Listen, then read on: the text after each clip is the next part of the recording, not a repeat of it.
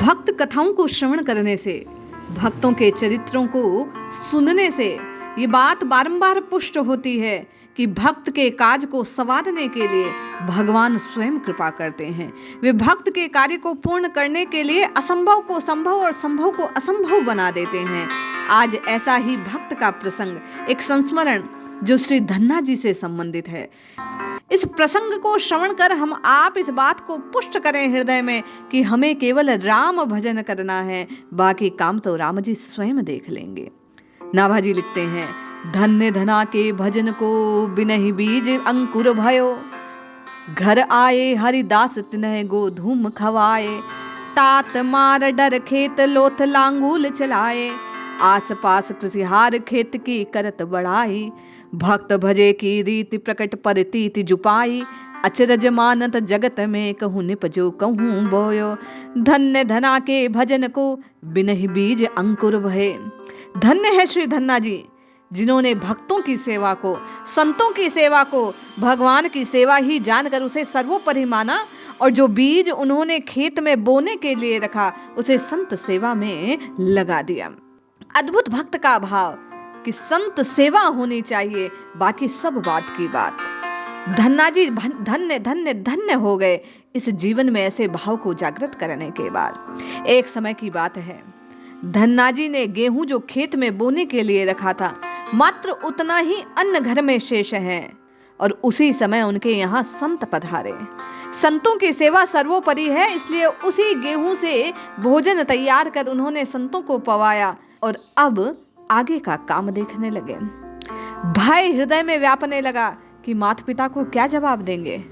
समय आया बुआई का, लेकिन घर में तो जो धन, जो गेहूं रखा था वह तो पहले ही काम में ले चुके।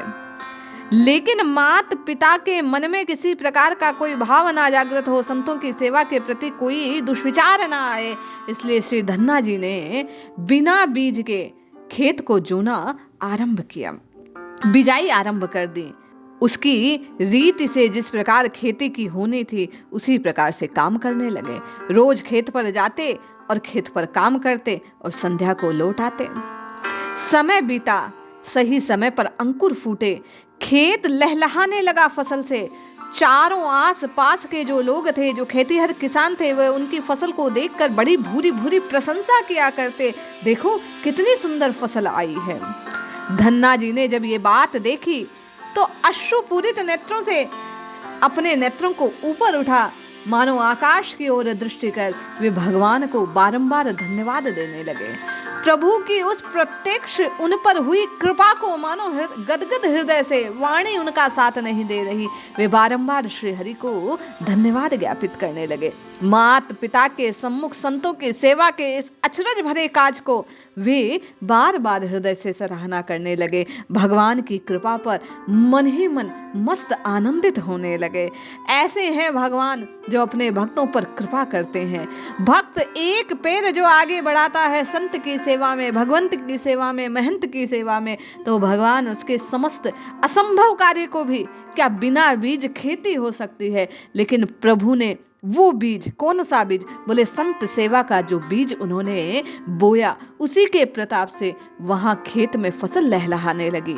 हम भी प्रयास करें, इस राम नाम की खेती को अपनी जिह्वा से बोने का प्रयास करें, लगाने का प्रयास करें। निश्चित जानिए, ऐसा करने से, जैसा स्वामी श्री हरिदास जी कहते हैं, जैसा संत महात्मा कहते हैं, इस नाम के प्रताप से, भक्ति के प्रताप से, भजन के प्रताप से इस लौकिक संपदा तो आपके चरणों में लौट लगाने लगेगी।